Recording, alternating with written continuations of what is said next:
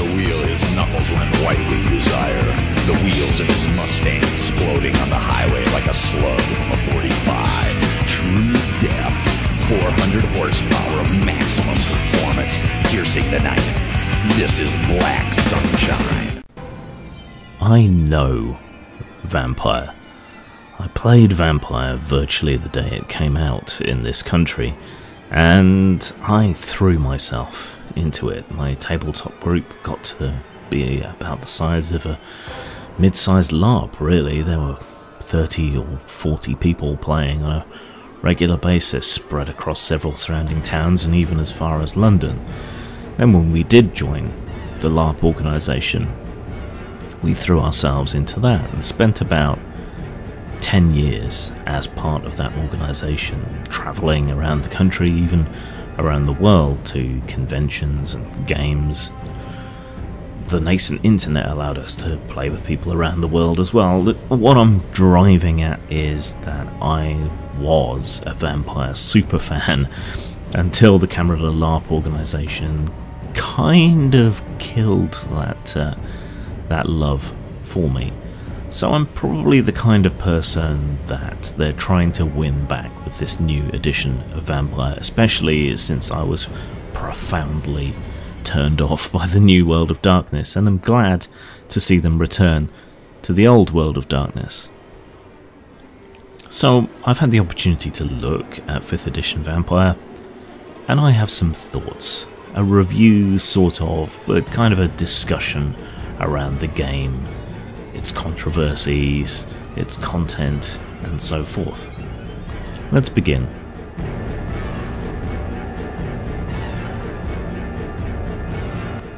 The original Vampire was an icon of gamebook design. Its simple, minimalistic cover of green marble and red rose stood out from the style of the time, and has never really successfully been imitated by any other game, though a few tried, and White Wolf certainly tried with the covers of their other games. The interior was similarly mostly simplistic and clear, with bits of gothic styling, and of course the semi-photographic, hyper-realistic art of Tim Bradstreet. The new Vampire, by comparison, is an over-engineered mess. It lacks simplicity and clarity, and it uses a great deal of photography. Now, this is a personal opinion, but I find photography to be immensely distracting when it comes to gamebooks. Gamebooks should, in my opinion, be illustrated with art. There were a lot of tie-in books to TV series and so on, through the 90s into the 2000s, and these made great use of on-set pictures or high-definition pictures from the TV shows themselves, and it always looked rather cheap and tacky.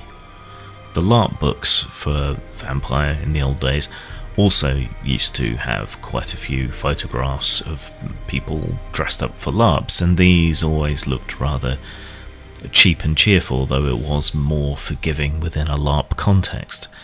In a main book like this, however, while they have gone to effort to try and avoid some of that cheapness, it still, at least for me, detracts from the overall style of the game. It also ties into a secondary issue, this over-engineering that they have indulged in, and this is a problem that has been carried over from the original Vampire. In the original Vampire books, a great deal of useful and important information was hidden away in long screeds of prose of distinctly variable quality, shall we say. And the same thing happens in this version of Vampire, and it's just annoying when you want to get to a nugget of data about a clan or a person or an organisation to have to dig through all this purple prose to find it. That problem is repeated, and that problem is compounded by the over-busy design work, which makes things harder to read. Full colours all well, but it's not necessarily the most fun read. So to find information that you really want, you not only have to read through a lot of in-character, unreliable narrator positions, but you also have to pick through this confusing jumble of artistic over-design. So that's a problem that's actually gotten worse in the new Vampire. The clan illustrations in particular are rather odd. The ones of the costumes and so on look more like someone's sketchbook from fashion school than anything remotely realistic for what these characters should perhaps be wearing.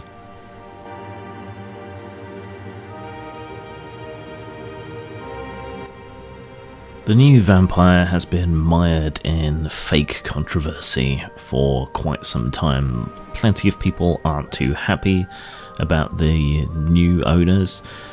They've given the most negative spin and interpretation on things they've said, stretching back into the past. And some of the hiring choices, author choices and things have upset the usual suspects, shall we say, the more extreme end of the social justice warriors. And Vampire is a horror game, so you would think it would be inured, perhaps a little against these kind of accusations, because it's supposed to deal with horrific content, and White Wolf was always a rather right-on sort of company. They very much were at the vanguard of politically correct publishing in the 90s and so on, while still retaining an edge and not really shying away from certain kinds of content. I mean, it starts with a rather overblown, over-the-top, mature content warning at the beginning. Now, games have had these since forever, really, since the D&D controversy, but everyone kind of understood that it was just kind of meaningless, covering your ass sort of text that didn't really mean anything, because you knew that people weren't stupid enough to act these kind of things out anyway, unless they were already bonkers, and then they would find something else. So it was kind of meaningless blah that you could skip over at the beginning of a book. The mature content warning, the content warning in general that we find here, is much more political and social, rather than a paper-thin defense against an angry mother somewhere, and that's concerning, and you do get the feeling that they've taken some of it to heart when perhaps they shouldn't. Hopefully it's just to kind of shut up these kind of social activists and not anything deeper than that, but I do worry moving forward whether they have been deballed as a company. There's contradictions between the content warning and the text. The text very much seems to encourage the exploration of the transgressive, and then pulls back with the same sort of half measures, the same sort of concern and caution when it comes to angry, cartoonish social justice warriors. So it doesn't really seem to know quite where it stands anymore, and could use a much stronger presentation of itself. The references in the Bruja and elsewhere to neo-Nazis and the alt-right do remain, but then at the end there's all this advice on how to handle the game, advice which if followed would strip any horror or transgression out of your game, things like X cards and veils and all the rest of it, things that are completely unnecessary if you have any sort of remotely normal social contract with any of your players, and even then using any of these things will likely be to the detriment of your game. But in amongst that is a kind of hectoring, lecturing tone to people about what their politics and so on should be.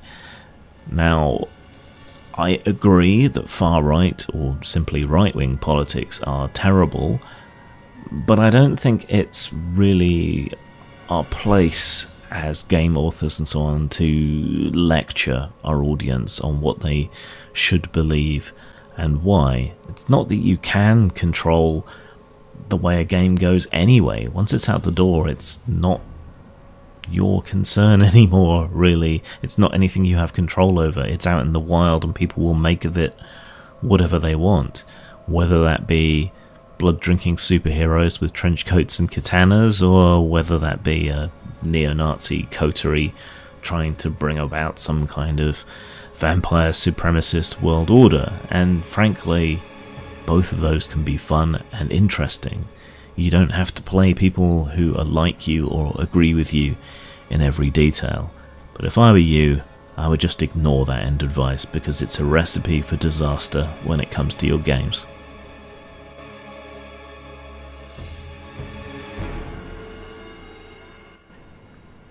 The game picks up where the old vampire left off, with the vampire apocalypse ongoing, really. Here the idea seems to be that these are the end times, but given a vampire's lifespan, these end times could go on for centuries, which is frankly a good way of dealing with the whole problem. Some, but not all, of the events of the end of the old vampire line seem to have taken place, like the Week of Nightmares and so forth. Others don't. Information is a bit scant. It's all a bit wishy-washy, and seems to think that you must necessarily have kept up with what was going on in the previous line of books in previous editions, which is probably a fairly safe bet, but still, they could have used more space for more information, setting out some more concrete ideas about the setting and what is going on. A lot of it has been left up to you as the group and the players, which is good and was part of the appeal of the original Vampire. But there's a lot of rather generic advice that I think could have been replaced with setting information, and that would have improved the book overall. Advice could have been parcelled out into a Games Master's book or something, and it's the advice section that seems to be the most influenced by independent games, by story games. It's full of things like relationship webs and so forth, but we'll get back to that. In this setting, the Camarilla has lost a great deal of strength. Elders are being drawn away by something called the Beckoning, which seems to be coming from the antediluvian clan founders. Some of the founders, like that of the Tremere, seem to have been killed or disappeared or so forth, in accordance with what happened at the end of the old line.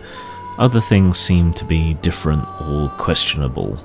Part of this whole annoying thing that White Wolf has always had of hiding definitive information in in-character viewpoints and unreliable narrators. But anyway, this has allowed the Anarchs to come into the Ascendant, which is something that probably should have happened a long time ago. Gehenna, the vampire apocalypse, appears to be ongoing or not happening exactly. The Sabbat have been forced into a more secretive role, which seems odd in a way, since the end times gave them so much more cover and proved that they were right to a large degree.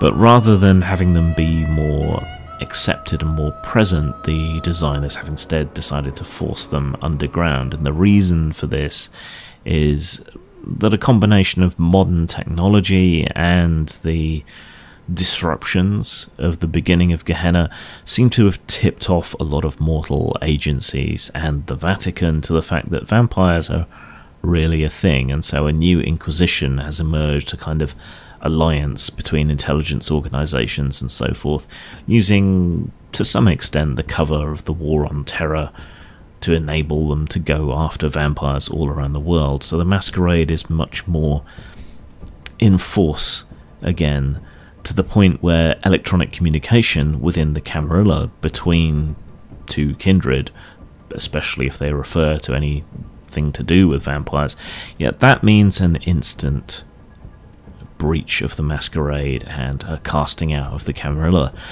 Needless to say, this will cause immense problems for LARP. Not as many problems as the New World of Darkness did, with vampires being inherently hostile to each other, but problems nonetheless. Something that really supported the old vampire was the LARP organisation, I think. It was kind of a dating pool and a tabletop gaming pool and a social organisation for people, and putting barriers in the way of allowing that kind of thing to take off again, I just don't think it's good for the line overall. Not that I think we'll ever see the heights of popularity that the old LARP organisations reached. A lot of things are set up for the players and the storyteller to organise themselves. I mean, this crosses over setting and system. For example, the storyteller can create a set of chronicle tenets which are supposed to guide and impose a moral framework for the story. These are the moral questions that we're going to explore, like freedom at any cost could be a chronicle tenet, and even if you violate those, that's what affects and hurts your humanity.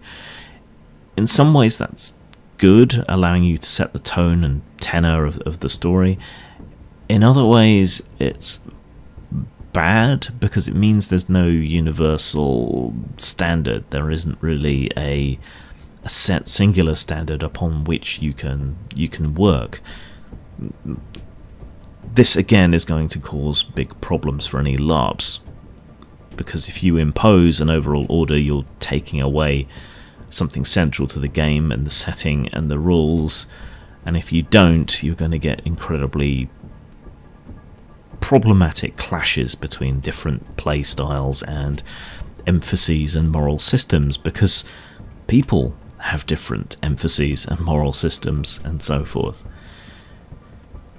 So system and setting are entangled, not just in chronicle tenets, but in touchstones, people you are connected to that shore up your humanity. The moral system has always been mechanical in Vampire, but it had a rather annoying Judeo-Christian central idea. But that core tenet worked because it held the game together within its own mythology. That's now gone, which is tricky.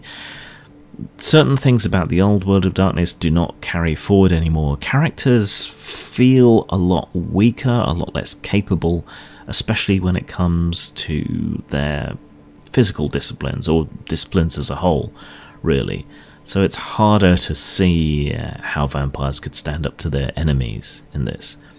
Some other things about the mechanics that have changed that have a really strong effect on the setting are that generation is less important. Blood potency is now decoupled slightly from your generation. Your generation sets the bounds of how potent your blood can be. But even a low generation vampire that has been around a long time or devoted a lot of effort into learning how to exercise and use their blood will have higher blood potency. But blood pools aren't really a thing anymore. There isn't a large amount of concentrated blood that elders can have and use to charge their disciplines. Instead, you have a hunger system that increases, and that's basically the same for everyone. So there's a lot of rebalancing, and a lot of the ways in which the old social strata and the elders being in power and so on that used to be, frankly, such a stifling aspect of the old setting, that's now gone, replaced by this blood potency and hunger.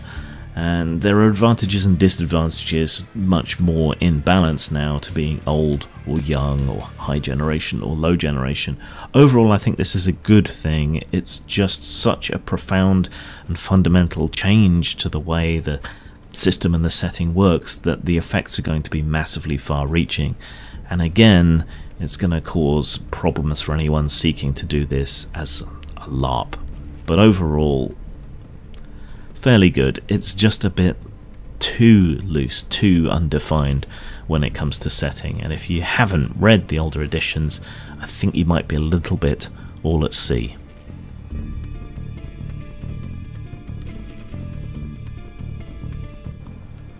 As with its political and social positioning, the new Vampire doesn't really quite seem to know what it is, whether it's a story game or a more traditional and crunchy game. Crunchy in the sense of having lots of rules for different situations and so on. Now, the original Vampire had a perfectly functional system, and the story emphasis came more in how it was presented in play, the ideas it had about how you should play, nature, demeanour, the themes, the focus that the game was supposed to have. That was more in the flavour text, in a similar way to the way in which Lamentations of the Flame Princess is a horror version of old basic D&D, and it gets it across in its flavour text and its approach rather than in its rules necessarily. That's how the old World of Darkness was. The new World of Darkness shifts in a more Crunchwood direction, but does it with its story mechanics.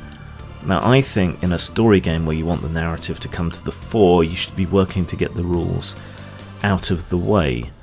But games like Apocalypse World, which are very prescribed by their rules, very crunchy, go against that. And that's part of the reason I have such issues with Apocalypse World, is because often it claims to be a story game, but its mechanics get in the way. The story aspects, the narrative aspects, the character interaction aspects, and in Apocalypse World, even what you can do are all very, very tightly defined.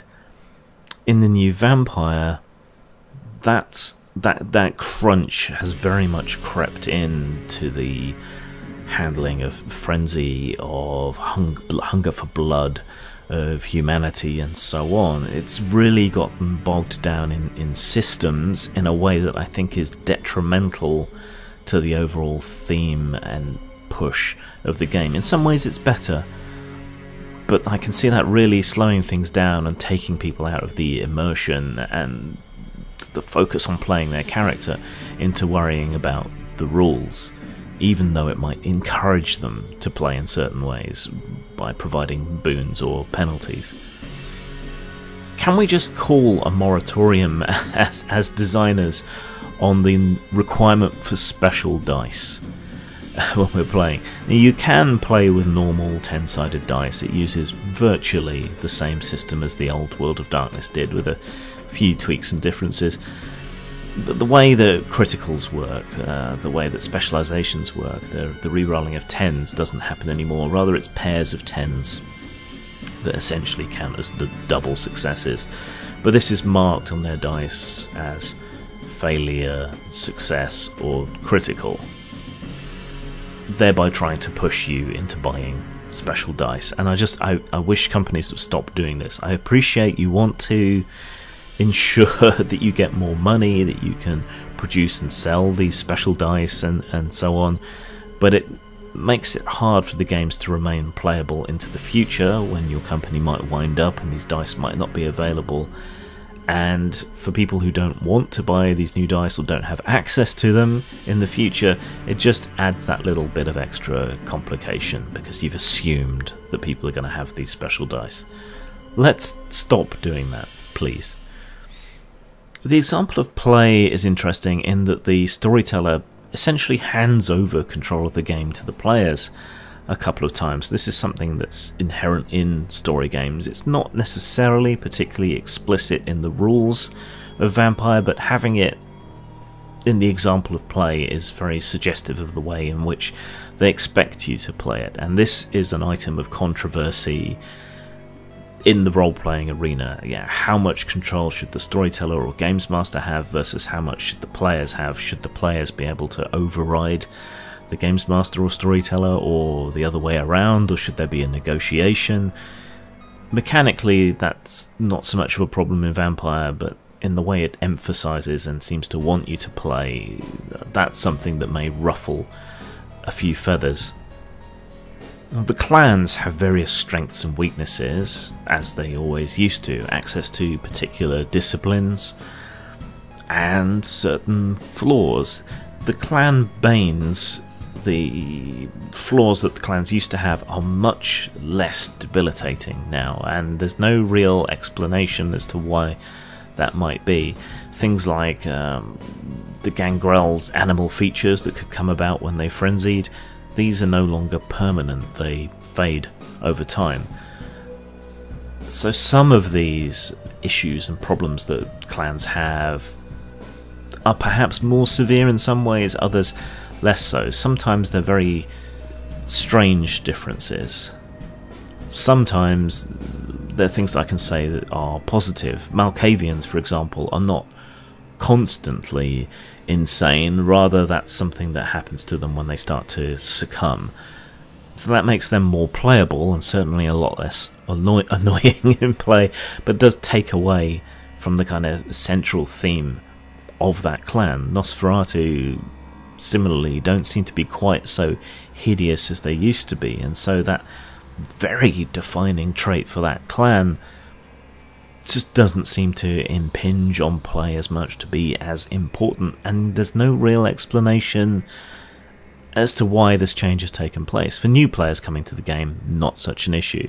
For people who are steeped in vampire lore and the old meta plots and so on, yeah, this raises a lot of questions.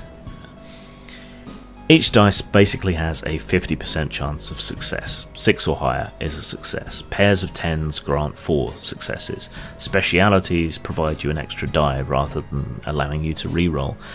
Difficulties range from around 1 to 7, requiring you to equal or best those number of successes. Penalties can either be applied to your dice pool or can increase the difficulty, depending whether it's affecting you or it's a circumstantial problem outside of you. You can automatically win if your dice pool is double the difficulty, though there are exceptions, certain key moments. There are no botches per se, only total failures, so if you fail to get any successes. Dice pools can be split for attacks, but when you're defending yourself, each successive attacker just penalises your pool by 1, which is simpler. Both health and willpower can take damage now, and there's no longer a death spiral in the same way that it used to be. Rather, when one of these tracks is exhausted, you start taking penalties on rolls that are appropriate for you to take penalties to. It's easier bookkeeping, but there's other issues with these, such as, for example, weapons merely add damage. So if you beat someone in a combat roll, you do a number of levels of damage, either superficial or aggravated, by how much you beat the margin by. But weapons just add a number of levels to that, so you might do +4 levels of damage with a particular weapon. This kind of combines the worst aspects of the original Vampire with the worst aspects of the New World of Darkness, which combined everything into a single roll. Yeah, it's easily fixable. You can just take the damage adds from whatever weapon it is, double that, and use it as a dice pool. Maybe double it and take away 1 and use that as a dice pool, because crits are obviously an issue. But that's, you know, a quick way around it, but that's going to slow down play as well. Adding damage is quick and easy, but it's going to feel like a bit of a cheat, and it doesn't make sense. It's an immersion breaking aspect. Often combat is where you do find immersion breaking in games, whether it be hit points or issues like this. Some damage feels more permanent. Adding social damage is, I think, a good idea. Social and mental damage. It's something I've done in my own designs for games, and I do think it works and encourages you to think of things in these different ways. So that's something I can get behind. Like most things in the game, the health aspects, the rest of it just all feels like it's been toned down and weakened to an extent. Vampires are certainly a lot less powerful, and there's a lot less differentiation between the generations. Some of that's good because it lets you compete on a more even playing field. How this interacts with future versions of the other games remains to be seen. character creation itself is less free and appears to have less points, or at least less points that you have control over. You can easily house rule all this, of course, but there does seem to be rather hidebound. In contrast to that, as mentioned previously, humanity is much more open. You can essentially design your own moral code, and it creates links between you and the real world. That doesn't necessarily make sense for every character concept, but it's there, and that's something you need to tackle one way or another. Appearance has been removed, replaced with an advantage. There are advantages and flaws already in the core book. On their scale of 1 to 5 for stats and skills and so on, 2 is considered to be average, which seems weird to me. It was weird about the original White Wolf games, because 3 is right there at the midpoint, and that would make far more sense as the average, but 2 it is. Some skills come with automatic specialities, so that if you know science, you have to pick a particular field of science that you're especially good at. It's not entirely clear whether you can have multiple specialities, so maybe you're a scientist and you're also a physicist and you're also, I don't know, a biologist or something, but it's not entirely clear. You don't get nature and demeanor, you get ambitions, desires. You have a preferred predator type, how you go out to feed and so on. It's assumed that you're playing as a coterie, and your coterie shares backgrounds. The really big differences, I think, come when it comes to blood. You don't have blood points, you have hunger. And hunger gives you hunger dice, which swap in for your normal dice in your dice pools. And these have sometimes profound effects on what happens when you do things. So you're going to need 2 different sets of 10-sided dice, different colours to each other. When your hunger is high, you're more likely to create bestial failures and messy crits. These are things like loss of control or other obvious things, like maybe you're trying to seduce someone but your beast takes control and you end up killing them instead. Hunger frenzies when it's maxed out, and the hunger is stronger and harder to quieten the more potent your blood is. You remove it by feeding and killing, but the more powerful your blood gets, the harder, more monstrous things you have to do in order to quiet your hunger. And there's a lot of dice rolls for activating things like healing, rising in the morning, seeming alive, and so on. And this is just basically a straight 50-50 shot against your hunger, and if you fail, your hunger rises, but you do enact these effects. So everyone basically has a blood pool of 5, no matter what their generation and so on is. I think that's a mistake, and it's one of the main things that really flattens out the power level, because once you start using your blood, no matter what generation you are, you're kind of screwed. So the playing field is very much leveled, and there's not so much of a huge gulf even between vampires and mortals.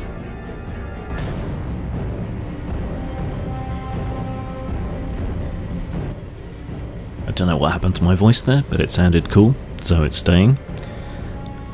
I've skimmed over a few things because this is long enough, but the overall problem that I think the new Vampire has is that it has all these wonderful thematic story ideas, and then it throws mechanics at them in a way that's just going to get in the way.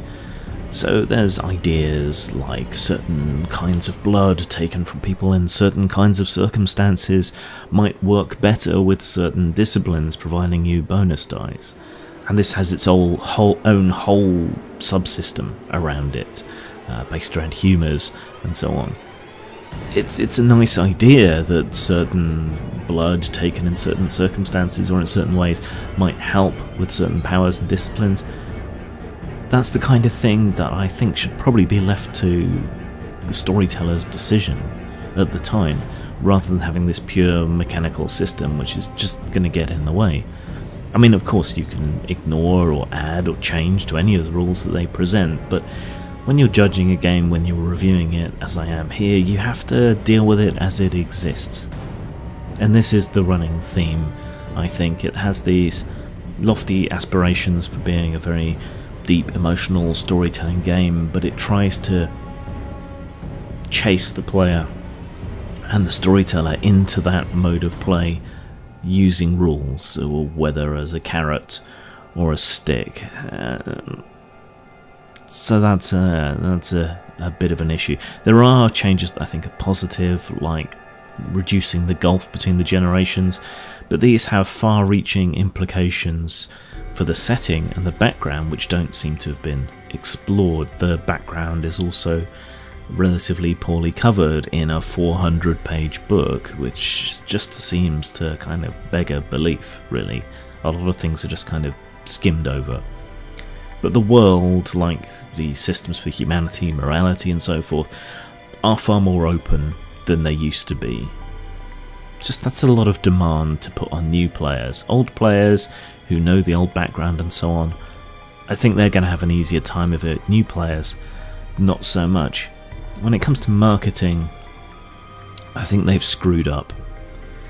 I think for the old timers who were involved, the vampire panic in the 90s, which was small compared to the satanic panic, but a lot more focused, I think that gave them the willies when it comes to people criticising what they do or saying it's harmful. So they seem to have bent over themselves to placate the people who might have an issue with the game and its subject matter, while still trying to retain the more sort of edgy, transgressive aspects. And so the whole book reads rather schizophrenically. You can almost spot the moment when they decided they had to edit or add something new in. And incorporating, and if you like, legislating things like X cards and veils and so on is just going to have a massive negative effect upon the expectations of people coming to the table. It's neither one thing nor the other. It's neither edgy nor, quotes, progressive, end quotes, and so it's going to end up satisfying nobody on either side of that particular divide, and that may well work against it. A lot of it is trading on nostalgia, a kind of mea culpa that the old White Wolf fucked up when it came to the end of the old World of Darkness, and that the new World of Darkness never really worked or took off. So returning to the well is good, but there's just so many unanswered questions. Again, in a 400-page book, a 400-page full-colour, desperately over-engineered book, which doesn't make it an easy read or reference. So if I'm going to give it a score, which is what I normally do, I give scores out of 5, I give a score for style, a score for substance, and an overall score. When it comes to style, there's no doubt that it is a very stylish book, but this is a kind of personal matter of taste and so on. The style gets in the way of the usability, and it's a style that is different from the old Vampire. There's nothing necessarily wrong with that, but it just is this desperately over-engineered morass, and the photographic style and so on, I think, goes against the mood and so on that they're trying to convey. In many ways it's too colourful, it's not clear enough. So while it is hyper-stylish, it's hyper-stylish in a way that I feel doesn't work. So I can't really justify, due to these elements, giving it a score for style more than 3. 3 out of 5 is above average, but it's not great. When it comes to substance, it is a weighty book. It has lots of crunch and systems and so on. But despite being so big, it just seems to lack a lot of the information you might need to really get a story off the ground. So all things considered, I think I can only really give it a 3 for substance as well, despite the weight of the book. So that gives it an overall average score of 3 out of 5, slightly above average. But it is hopeful. It is something I hope to play, and I do think they've done the right thing in going back to the old World of Darkness. I just don't think that this crunch-oriented approach to story gaming works very well, and I don't think this over-engineered style is good for playability or conveying information. Zang. I didn't wanna hurt you, baby, I didn't wanna hurt you.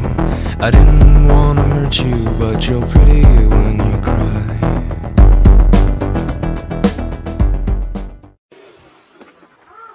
This is horrible what happened today. See, I don't like the, I have, okay, like a lot of you, I hate a lot, you know? But I hate with style and creativity. Yeah!